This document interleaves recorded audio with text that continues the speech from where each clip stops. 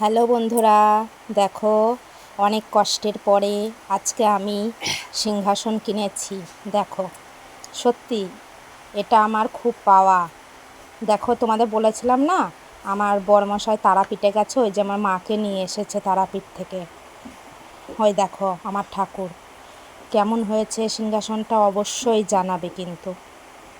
দেখো আমার ঠাকুরগুলো এখন সিংহাসনে বসেছে, ওরা কত খুশি হয়েছে বলো তো।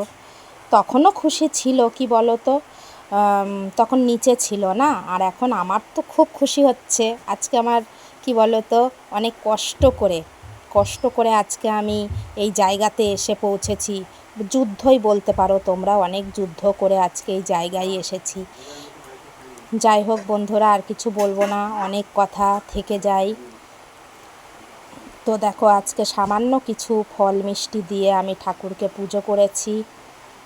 বৃহস্পতিবার আজকে আমাদের বাড়িতেও নিরামিষ হবে। তো দেখো কেমন লাগছে অবশ্যই জানাবে, সিংহাসনটা কেমন হয়েছে কিন্তু সবাই জানাবে। আমাদের পাড়ার থেকেও সবাই দেখতে এসেছিলো জানো তো। দেখো আমার বরমশাই সাজিয়ে দিয়েছে সিংহাসনটা, ও তো খুব খুশি, আমার ছেলেও খুব